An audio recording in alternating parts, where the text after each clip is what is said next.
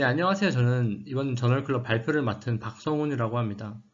저는 이번에 Calibration Free SSVP Based BCI라는 주제로 발표를 드리려고 하는데, 지난번에 알고리즘 발표를 드리면서 좀 전반적인 지식 소개 없이, 백그라운드 없이 바로 설명을 드렸던 것 같아서 좀 그런 전반적인 내용에 대해서 발표를 먼저 진행해 보고자 합니다. 그래서 먼저 SSVP가 뭔지에 대해서부터 간단하게 설명을 드려보겠습니다. 그래서 SSVP라는 거는 이렇게 주기적인 시각 자극에 대한 주기적인 반응을 이야기하는데요. 이제 사람의 뒤통수 시각 피질이 위치한 이 오시피탈 로브에서 발생하는 이런 주기적인 신호를 의미를 하고요. 이 해당 시각 자극의 주파수에 동기화된 신호가 관찰이 되기 때문에 이걸 통해서 이제 여러 가지 재밌는 거를 많이 해볼 수 있는데, 이런 타임 도메인 신호를 프리퀀시 도메인으로 바꾸게 되면 이 사람이 어떤 자극을 응시했느냐에 따라서 이제 서로 다른 주파수에서의 반응이 얻어지게 됩니다. 예를 들어서 뭐 7Hz, 9Hz, 뭐 10Hz, 12Hz의 자극을 보게 되면 이제 그에 맞는 성분들이 검출이 되기 때문에 이걸 가지고 이 사람이 어떤 자극을 받느냐를 추정할 수 있고, 이걸 가지고 이 사람의 어떻게 보면 의도죠. 일종의 의도를 파악해낼 수가 있습니다. 그래서 이런 SSVP를 분류하는 알고리즘들에는 여러 가지가 있는데, 크게 두 개 카테고리로 나눌 수가 있어요. 첫 번째로는 캘리브레이션 프리 메서드, 그래서 트레이닝이 필요 없는 이런 방법들이 있겠고, 두 번째로는 캘리브레이션이 필요한 방법이 있습니다. 트레이닝이 필수적인 그런 방법이 있는데, 각각에 대해서 장단점을 먼저 알아보면, 이 캘리브레이션 프리 방법들에 대해서는 이제 클래시피케이션 모델을 학습할 필요가 없습니다. 왜냐하면 이제 캘리브레이션이 필요 없는 그런 방법들이라는 거니까요. 그래서 그 덕분에 캘리브레이션 세션도 실험할 때마다 이제 수행을 할 필요가 없고, 그리고 이제 보통 실험하기 전마다 캘리브레이션 세션이 진행이 되어야 하는데, 이제 이런 트레이닝이 필요한 방법에서는 그럴 필요가 없으므로 이제 사용자가 지루함을 느끼거나 이럴 필요가 전혀 없겠죠. 대신에 단점으로는 이제 낮은 성능이 있습니다. 상대적으로. 그 다음에 캘리브레이션 베이스드 BCI 이 방법들에 대해서는 장점으로는 이 성능이 좋아요. 성능이 좋고, 그리고 상대적으로 성능이 더 좋기 때문에 이 자극을 쳐다봐야 하는 그 시간도 줄어요. 왜냐하면 데이터가 그만큼 적게 필요하기 때문에. 그러니까 한 트라이얼마다의 데이터를 말씀드리는 겁니다. 그리고 요거는 좀 개인적인 의견인데, 일리터러시라는 게 있는데, 요거를 보고한 그런 연구들이 굉장히 적었어요. 그러니까 일리터러시라는 거는 방금 앞 슬라이드에서 보여드렸던 그런 SSVP 반응이 안 나오는 사람들을 이야기합니다. 그래서 이런 BCI를 사용할 수 없는 사람을 얘기하는데, 이런 트레이닝 기반의 방법을 사용한 논문들에서는 일리터러시가 있었다라고 보고하는 경우가 굉장히 적었고요. 일반적으로 이 캘리브레이션 프리에서는 한 피험자의 10에서 30% 정도는 일리터러시로 판단이 되거든요. 근데 트레이닝에서는 그런 거를 아직은 본 적이 없는 것 같아요, 거의. 그리고 그렇지만 이 방법의 제일 큰 단점은 역시 템플릿, 그러니까 분류를 하기 위해서 각 주파수에 해당하는 정답 데이터를 미리 얻고 시작을 해야 되기 때문에 이를 위한 트레이닝 세션이 필요하다라는 게 큰 단점이 되겠습니다. 그래서 오늘 제가 말씀드릴 그 분류 방법은 앞서 말씀드린 캘리브레이션 프리 방법들에 대한 건데요. 그 방법들에 대해서 이제 여러 가지 좀 어떤 알고리즘들이 있는지 간단히 소개를 좀 드리겠습니다. 그래서 앞서 말씀드린 대로 SSVP는 이런 식으로 굉장히 이제 명확한 특성을 갖고 있기 때문에 제일 먼저 이 분류 방법에 대해서 제안됐던 건 프리퀀시 도메인에서의 방법들이었어요. 그래서 파워 스펙트럴 덴시티 애널리시스, 그리고 시그널 투 노이즈 레이시오 SNR, 이렇게 두 개의 방법이 가장 먼저 시도가 됐던 걸로 알고 있는데, 뭐 간단하죠. 이제 사람이 어떤 자극을 받느냐에 따라서 그때 얻어진 뇌파 데이터를 FFT를 통해서 프리퀀시 도메인에 뿌립니다. 그러면 이런 식으로 이제 반응이 나오고, 이걸 가지고 이제 분류를 하는 거예요.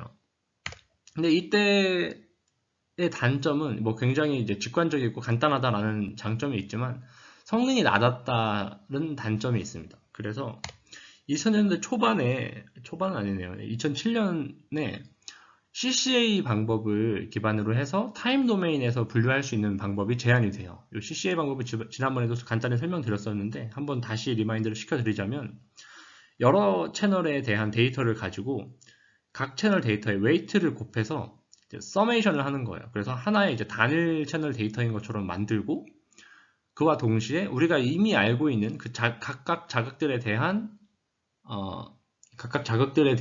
레퍼런스 시그널을 먼저 만들어 놓고, 그걸 가지고 또 이제 웨이트를 곱해서 서메이션을 하고, 그렇게 만들어진 두 개의 신호들 간의 코릴레이션 값을 구해서 이 코릴레이션이 최대로 되는 주파수를 이 사람이 쳐다봤던 그 주파수로 한다라는 건데, 여기에 가장 큰 장점은 역시 성능이 이전보다 좋았다라는 게 있겠죠. 그리고 이 타임 도메인을 기반으로 하기 때문에 뭐 프리퀀시 레졸루션 같은 거에 대해서 영향받을 일도 훨씬 적었고요. 그래서 CCA 방법을 이제 가지고 많이 시도를 하게 됩니다.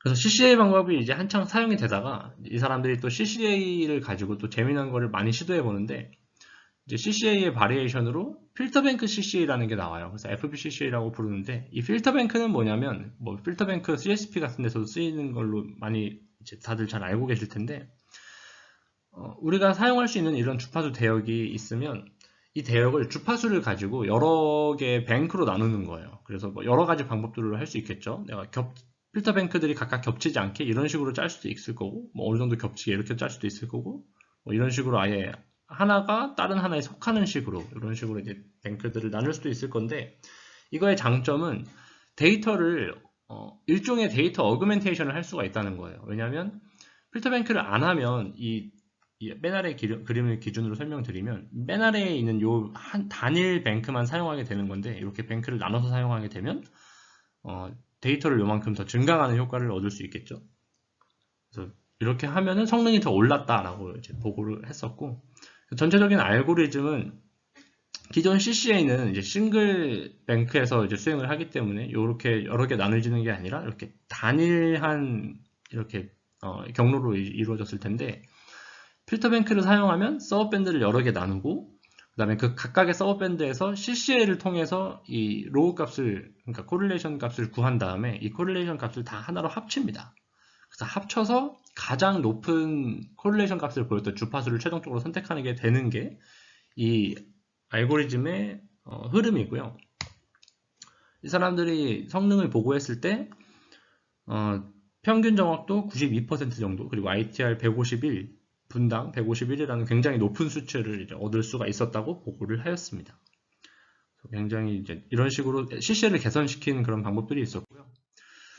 CCA 말고 또 다른 분류 방법으로는 이 타임 도메인에서 이루어진 멀티버라이어트 싱크로나이제이션 인덱스라는 방법이 있는데요. MSA라고 부르겠습니다. 이 MSI는 뭐냐면 CCA랑 굉장히 유사해요. 똑같이 다채널 데이터를 가지고 웨이트를 곱해서 서메이션을 하고 이렇게 하나의 컴포넌트를 만들고 이 둘 사이에 뭔가 이 연관성을 구한다라는 점에서는 똑같은데, 이 연관성을 정량화할 때 코릴레이션을 계산하는 게 아니라 이 사람들이 이제 다른 어떤 수학 논문에서 가져온 싱크로나이제이션 인덱스라는 값을 계산을 해요. 그러니까 똑같이 CCA랑 진행이 되는데 이 로우 값 대신에 싱크로나이제이션 인덱스를 계산한다라는 점이 이제 유일한 차이점이 되겠고, 이렇게 했을 때 이 사람들이 비교를 해보니까 지금 여기에서 파란색 그래프가 CCA의 정확도고 빨간색이 MSI인데 CCA보다 더 좋은 성능을 보이더라 라는 거를 이제 보였습니다. 그래서 요 X축은 채널을 몇 개 썼을 때 라는 거고요. 이 Y축이 어큐러시입니다.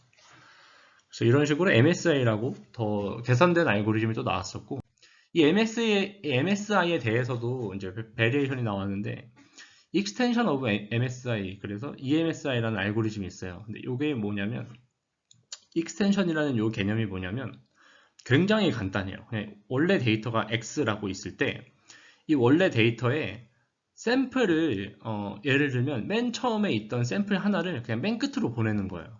그럼 길이가 똑같은 데이터죠, 그냥. 근데 그런 식으로 해서 마치 또 데이터 어그멘테이션을 하는 것처럼 이렇게 2배가 되는 것처럼 그냥 채널 정보를 이렇게 추가해요. 그래서 이 데이터로 MSI를 했더니 성능이 더 좋아지더라 라는 논문이 있었어요. 그래서 여기서 파란색이 MSI, 빨간색이 EMSI, 이 왼쪽은 Accuracy고 오른쪽은 ITR이라고 해서 정보 전달 속도를 이야기하는데, 이제 분당 얼마나 빠르게, 얼마나 많은 정보를 보낼 수 있느냐, 얼마나 많은 정보를 이렇게 분류할 수 있느냐, 이런 정보인데요. 이게 높을수록 좋습니다. 그래서 이런 익스텐션이라는 기법이 또 제안이 됐었고, 그래서 앞서서 말씀드렸던 필터뱅크 기법을 이 MSI에서 똑같이 적용할 수 있겠죠. 왜냐하면 CCA랑 흐름이 이제 동일하니까 그냥 계산하는 값만 다른 거지. 그래서 필터뱅크 MSI도 이제 똑같이 제한이 됩니다. 그래서 앞서 설명드렸던 그림과 똑같이 여러 개의 뱅크로 나눠서 이제 CCA에서 계산했던 코릴레이션 대신에 MSI를 계산하고 이걸 가지고 합쳐서 이제 제일 높은 프리퀀시를 이제 분류했다라고 하더니 MSI보다 이제 MSI가 더 좋은 성능을 보이더라. 요 위쪽에 액큐러시, 아래가 ITR입니다.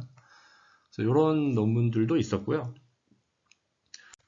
그래서 지금 말씀드렸던 이런 캘리브레이션 프리 SSVP 분류 알고리즘들을 정리를 해보자면, 먼저 프리퀀시 도메인에서 시도된 이런 PSDA, SNR 방법들이 있을 수 있겠고요. 근데 여기서는 굉장히 직관적인 대신에 좀 성능이 낮았다. 그래서 타임 도메인에 대해서 방법들이 제한이 되었는데 CCA 그리고 MSI 방법들이 제한이 되었고, 여기에 추가로 적용해 볼 수 있는 것들이 뭐 필터뱅크 기법이라든지 아니면 익스텐션 기법들이 있었다라는 게 있겠습니다.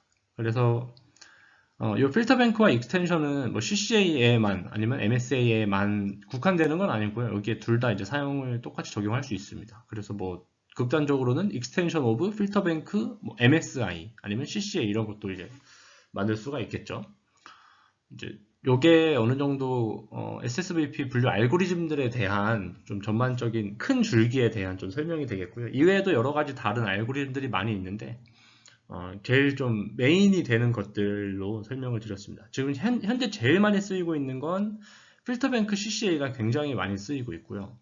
근데 저는 개인적으로 이제 사용을 했을 때 MSI가 더 CCA보다 성능이 더 좋았던 경험이 많이 있어서 실제로 비교를 해봤을 때 저희 데이터에 저는 익스텐션 MSI를 사용을 합니다. 이 필터뱅크는 사실 완전한 캘리브레이션 풀이라고 보기에는 약간 어느 정도의 최적화가 필요한 부분이 있어서 필터뱅크보다는 저는 익스텐션만을 사용하는 편이고요. 그래서 여기까지가 좀 알고리즘들에 대한 소개였고, 그래서 이런 캘리브레이션 프리 SSVP 분류 기술을 가지고 현재 지금 BCI 기술이 어디까지 와 있냐에 대해서 좀 소개를 드리고자 논문을 하나 이제 갖고 왔는데, 이 논문은 저널 오브 뉴럴 엔지니어링이라는 이제 굉장히 좋은 저널에 게재가 된 논문이고요. 제가 임팩트 팩터를 지금 안 갖고 왔는데 한 Q1에 해당하는 걸로 알고 있습니다. 임팩트 팩터는 한 4점 정도 되는 걸로 알고 있는데 제가 요거는 유튜브 설명에 따로 설명을 달아놓겠습니다.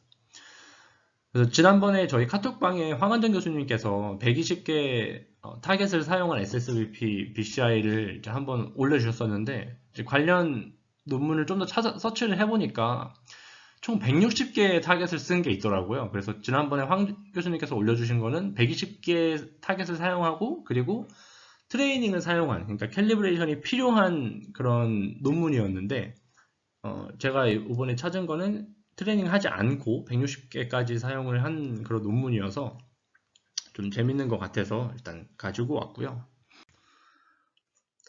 여기서는 제가 비디오를 한번 보여드리려고 했는데 지금 PPT에서 비디오상 좀 문제가 있어서 그냥 사진으로 대체를 하겠습니다. 제가 비디오 링크는 유튜브 설명란에 올려두었으니까 거기에서 관심 있는 분들은 한번 보시면 좋을 것 같아요. 굉장히 짧습니다. 그래서 160개를 어떤 식으로 하냐면 이런 식으로 단순 무식하게 다 160개를 뿌립니다. 화면에. 그래서 8x 16이었, 10x 16인데 이렇게 해서 160개를 뿌리고 이 160개가 동시에 깜빡여요. 4초 동안 깜빡여서 분류를 하게 되는데 분류 정확도가 굉장히 좋습니다. 이런 식으로 진행이 되고, 구체적으로 어떤 식으로 진행이 되는지를 좀 설명을 드리면, 총 160개 자극을 뿌리려면 사실 이 좀 현실적인 면에서 좀 고려해야 될 게 굉장히 많은데, 실제로 단순한 방법으로 160개를 뿌리기는 굉장히 어렵습니다. 근데 이 사람들은 어떤 식으로 요거를 해결을 했냐면, 아까 4초의 자극을 뿌렸다고 말씀을 드렸는데 이 4초를 엘리멘트 1, 2, 3, 4로 총 4개의 조각으로 나누고요. 이 각각의 엘리멘트에서 서로 다른 주파수의 자극을 보여주는 거예요. 그러니까 한 자극이 총 4개의 다른 주파수를 갖는 거예요. 구간별로. 그래서 여기에 지금 보시면 예시로 뭐 타겟 1은 1, 2, 3, 4에 대해서 이렇게 주파수가 균일하게 되어 있는데 타겟 2는 뭐 네 번째가 다르고 뭐 타겟 몇 번째 타겟에서는 1, 2, 3, 4가 이렇게 다 다르게 되고 뭐 타겟 160에서는 이런 식으로 앞에는 빠른 거, 맨 뒤에는 작은 거 이렇게 느린 거 된다. 이런 식으로 예시가 되어 있었고 이 오른쪽에 보고 계시는 건 뭐냐면 스티뮬레이션 인코딩이라고 해서 근데 결국 이 사람들이 사용한 주파수는 총 8개였거든요. 그러니까 8Hz부터 15Hz까지 1Hz씩 이렇게 증가하는 걸로 총 8개 주파수만 사용을 했어요. 근데 그 8개를 이 네 자리에 각각 어떻게 배치하느냐에 따라서 달라지겠죠. 그래서 지금 0이라는 거는 이 8Hz를 이야기하고 7이라는 거는 15Hz를 얘기합니다. 그래서 지금 여기 예를 들어서 1742라고 지금 여기에 있는 거를 보시면 1742는 뭐 처음은 9Hz, 그 다음에 뭐 15Hz 이런 식으로 해서 4개 서로 다른 주파수가 들어가 있는 거죠. 한 자극에. 그래서 이런 식으로 해서 총 4개 자리에 대해서 8개 각각 자리 8개씩 가능하기 때문에 뭐 8의 4승 해가지고 몇천 개가 나오는데 그 몇천 개 중에 최대한 멀리 떨어져 있는 160개만을 뽑아서 지금 자극 배치를 해놓은 거고요. 이 사람들이 그러면 이 자극을 어떻게 분류하느냐는 참고로 이런 식으로 스티뮬레이션 인코딩 하는 이 방법은 그러니까 시퀀셜하게 이렇게 인코딩하는 방법은 이 사람들이 처음 제안한 건 아니고요. 2000년대에 이미 제안됐던 반응입니다. 제안됐던 방법입니다. 네.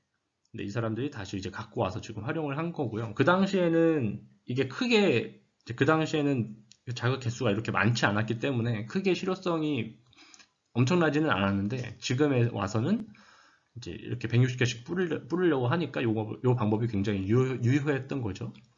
그래서 이런 방법을 사용을 했고 이거를 어떻게 분류하냐면 이제 4초 데이터가 있죠. 1초, 1초, 1초, 1초.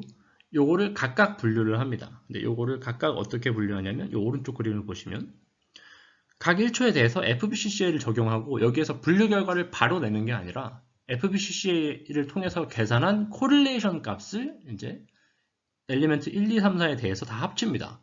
그래서 이 코릴레이션 값의 합이 가장 높았던 그 주파수를 이제 이 사람이 응시했던 그 주파수다라고 결과를 내는 거예요. 그래서 굉장히 아이디어가 좋은 게 보통 생각하는 거라면 FBCCA를 적용해서 주파수 분류를 하고 그러면 여기에서 뭐 코드가 0부터 7까지 하나 나오겠죠? 그거를 이제 총 4개를 해서 그러면 4자리 코드가 나오니까 그걸 가지고 분류를 진행했을 것 같은데 그냥 분류까지는 진행하지 않고 이 코릴레이션 값만 계산한 다음에 그거를 합치는 방법을 통해서 좀 로버스트한 걸 이 분류기의 로버스트함을 많이 올릴 수 있었지 않나. 이걸 통해서 아마 성능을 많이 보완할 수 있었지 않나 라고 생각이 됩니다. 그냥 단순히 여기서 분류를 해서 코드를 가지고 4자리 코드를 가지고 분류했으면 더 어려웠을 것 같은데 이렇게 함으로써 좀 많이 괜찮았던 것 같습니다. 그래서 그 분류 성능인데요. 지금 분류 성능 보시면 12명 피험자 평균 정확도 87% 그리고 ITR은 한 80, 이제 분당 80 좀 안 되는 수치를 지금 보이고 있고 굉장히 놀라운 수치인 게 160개 클래스에 대한 분류 결과가 되니까 엄청 진짜 높은 거고요. 엄청난 거죠, 진짜. 87%라는 분류 정확도가. 그리고 오른쪽에 있는 거는 이제 컨퓨전 매트릭스인데 컨퓨전 매트릭스가 아닌데요. 죄송합니다. 타임 프리퀀시 맵인데요. 이 가로축이 시간이고 그리고 Y축이 지금 주파수입니다. 그래서 이 사람이 이제 시간별로 어떤 주파수를 보았나에 대한 분류 결과를 좀 간접적으로 이제 볼 수가 있는 건데, 이제 여기 서브 타이틀마다 지금 이 사람이 봤던 그 자극의 코드 값이, 4자리 코드 값이 이렇게 있죠.